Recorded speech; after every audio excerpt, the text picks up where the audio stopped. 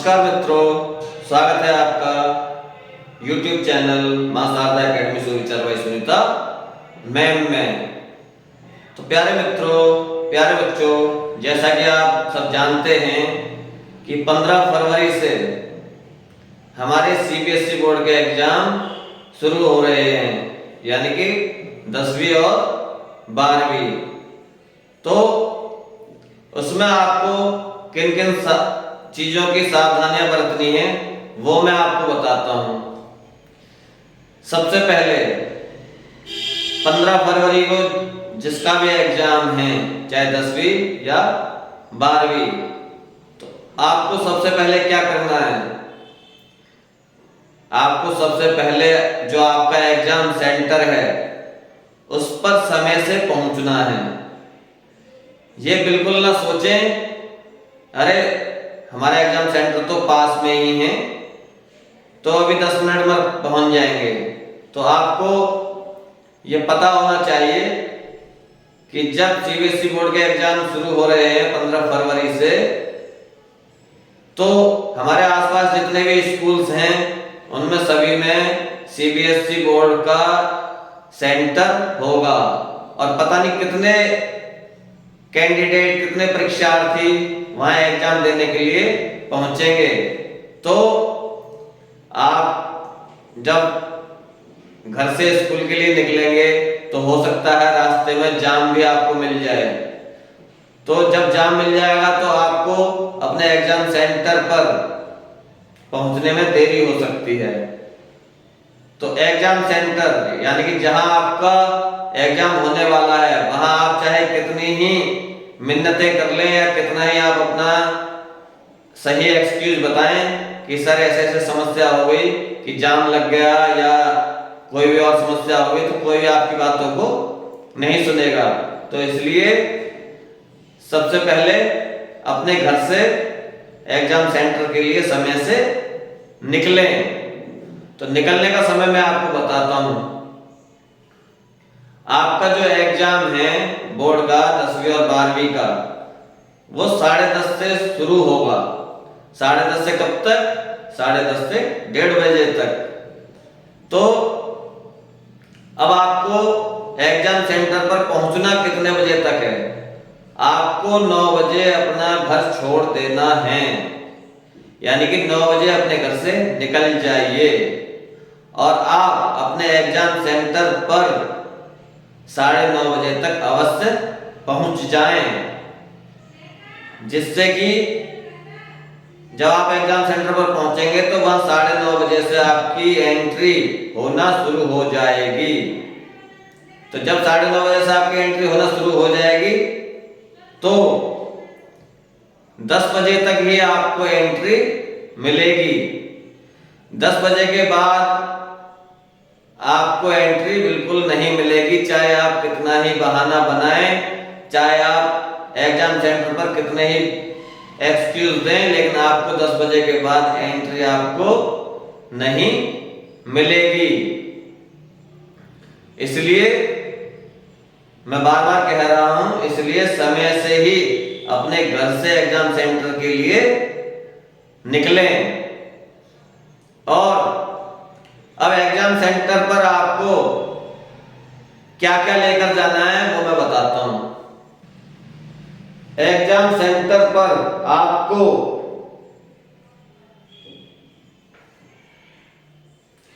Blue ball pen और fountain pen, pencil, eraser, scale, sharpener, geometry, colour, brush और अपने school का I card, और जो CBSE बोर्ड की तरफ से आपको एडमिट कार्ड मिला है उसे अवश्य ले जाएं। एडमिट कार्ड, बहुत बच्चे क्या करते हैं, एडमिट कार्ड की फोटोकॉपी ले जाते हैं जो वैलिड नहीं है।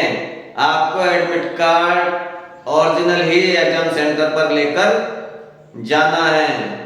नहीं तो आपको, अगर आप उसकी फोटोकॉपी लेकर जाते हैं तो हो सकता है आपको वहां आपको एंट्री ना मिले और आपको वहां से भगा दिया जाए कि आप अपना ओरिजिनल कार्ड लेकर के आए। तो इसलिए बिल्कुल ना सोचें कि मैं फोटोकॉपी ले जाऊंगा तो मुझे एंट्री मिल जाएगी, ये बिल्कुल भी अलाउड नहीं है। आपको ओरिजिनल एडमिट कार्ड ही लेकर जाना है। और ये सब चीजें आपको एक क्लियर बैग में ले जानी है। आप एक क्लियर बैग ले लें, यानी कि ज्योमेट्री आपकी नहीं चलेगी, ज्योमेट्री आपकी नहीं चलेगी। क्लियर बैग में ये सारा सामान आपका होना चाहिए। Blue ball pen, pencil, eraser, scale, sharpener, colour brush, admit card और आइडेंटिटी कार्ड, ये सब आपको एक ट्रांसपेरेंट पाउच यानी क्लियर बैग में ले जाने हैं। मोबाइल बिल्कुल भी अलाउड नहीं है। ये बिल्कुल भी दिमाग से निकाल दें कि हम मोबाइल ले जाएंगे तो आप उसे एग्जाम सेंटर में ले जा सकते हैं, ये बिल्कुल नहीं है। वहां आपकी चेकिंग होगी एंट्री के वक्त, तो वहां सबसे पहले यही चेक किया जाएगा कि आपके पास मोबाइल है या नहीं, आपके पास ओरिजिनल एडमिट कार्ड है या नहीं। और अदर इलेक्ट्रॉनिक्स आइटम यानी कि जैसे स्मार्ट वॉच, स्मार्ट वॉच बिल्कुल भी अलाउड नहीं है। तो इसलिए स्मार्ट वॉच भी बिल्कुल पहनकर एग्जाम सेंटर पर न जाएं।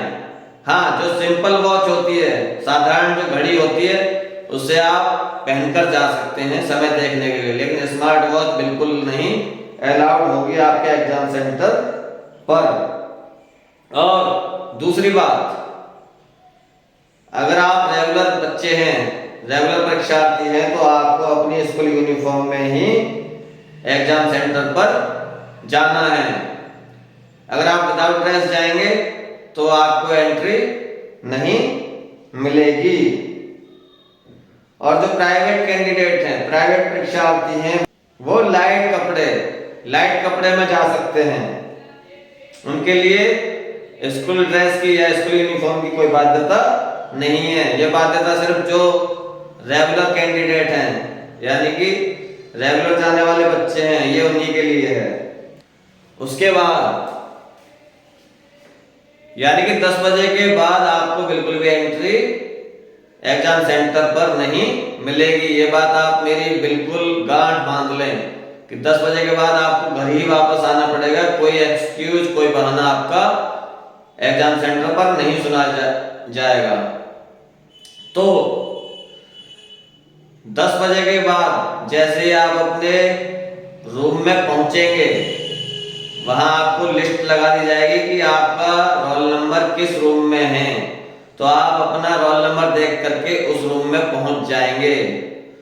और उससे पहले आपको आपके जो इन्विजिलेटर्स हैं वो आपको पहुंचे हुए मिलेंगे और आपका रोल नंबर देख करके आपको सीट पर बिठाएंगे। तो 10:15 बजे यानी कि 10:15 पर आपको आपका क्वेश्चन पेपर प्राप्त हो जाएगा, क्वेश्चन पेपर मिल जाएगा। अब आपके मन में सवाल होगा कि 10:15 पर क्यों? अभी तो आपने बताया था कि 10:30 बजे से पेपर शुरू होगा। तो जो 10:15 पर आपको जो क्वेश्चन पेपर मिल रहा है वो इसलिए मिल रहा है कि जिससे कि आप अपने उन 15 मिनट का यूज कर सको, यानी कि उन 15 मिनट में आप अपने क्वेश्चन पेपर को ध्यान से पढ़ सको कि मुझे कौन सा प्रश्न या कौन सा क्वेश्चन आता है या कौन सा नहीं आता है। आप अपनी स्ट्रेटजी अपना लें कि भाई मुझे कौन सा क्वेश्चन सबसे अच्छा आता है, कौन सा नहीं। तो जो सबसे अच्छा क्वेश्चन आपको आता है 10:30 बजे से आपको वहीं से शुरुआत करनी है। ऐसा नहीं है कि जो नहीं आता है आप उससे ही शुरुआत करेंगे। तो 15 मिनट आपको स्ट्रेटजी अपनाने के लिए ही 15 मिनट दिए जा रहे हैं। क्या आप उन 15 मिनट में ये देख लें कि मुझे कितने क्वेश्चन आते हैं, कितने नहीं आते हैं। तो जैसे ही 10:30 होंगे यानी कि 10:30 बजे आपकी बेल लग जाएगी कि अब आपका पेपर शुरू हो चुका है, आप अपना पेपर शुरू कर सकते हैं। तो 10:30 बजे से आप आप उन्हीं प्रश्नों को सबसे पहले करें जो आपको सबसे अच्छे से आते हैं। उसके बाद उन प्रश्नों को हल करें जो आपको थोड़े थोड़े आते हैं। उसके बाद सबसे लास्ट में उन प्रश्नों को करने की कोशिश करें जो आपको बिल्कुल नहीं आते हैं। कुल मिलाकर यह है कि आपको एक भी प्रश्न छोड़ना नहीं है, क्योंकि अगर आपने एक भी प्रश्न छोड़ दिया तो चाहे वो कितने ही नंबर का है, वो आपके नंबर तो चले गए, उसमें से आपको एक भी नंबर नहीं मिलेगा, क्योंकि वो तो आपने छोड़ दिया। तो इसलिए कोशिश करें कि आप सभी प्रश्न अपने आंसर शीट में लिख करके आए, क्योंकि जब आप कुछ लिख कर आएंगे तभी आपको एग्जामिनर, यानी कि जब आपकी कॉपियां चेक होंगी तो वो आपको नंबर दे पाएगा। तो इसलिए, और कहते हैं कि तुक्का, बहुत सारे परीक्षार्थी एग्जामिनर का ये रहता है कि अरे तुक्का मार दो, तो तुक्का मारने से कुछ नहीं होगा। तुक्का, अगर आपको वास्तव में जो प्रश्न नहीं आता है, अगर उसका थोड़ा बहुत पता है आपको कि इसका आंसर ये हो सकता है, तो आप लिखें। लेकिन अगर आप पूरी तरह से तुक्का मार रहे हैं तो शायद वो गलत होगा। तो आपको अगर थोड़ा बहुत आता है उसका आंसर तो आप लिखें, लेकिन पूरे प्रश्न हल करके आए, एक भी प्रश्न छोड़ने की कोशिश ना करें, क्योंकि एक भी क्वेश्चन छोड़ने का मतलब है कि वो नंबर तो आपके हाथ से चले गए। अगर आपने वास्तव में सारे प्रश्न हल किए हैं तो जो एग्जामिनर है, जो कॉपी चेक करने वाला है, वो शायद आपको नंबर दे पाए और आप अपने अच्छे नंबरों से पास हो पाओ। तो हम इस वीडियो को अब यहीं एंड करते हैं। जितने भी 10वीं और 12वीं के परीक्षार्थी मेरी इस वीडियो को देख रहे हैं, उनके लिए बहुत बहुत शुभकामनाएं। आप ऐसे ही मेहनत करते रहिए और मैं उम्मीद करता हूं कि आप ऐसे ही अच्छे नंबरों से पास होंगे। ये मेरी आपके लिए शुभकामनाएं हैं। तो अब हम अपनी वीडियो को यहीं एंड करते हैं। धन्यवाद।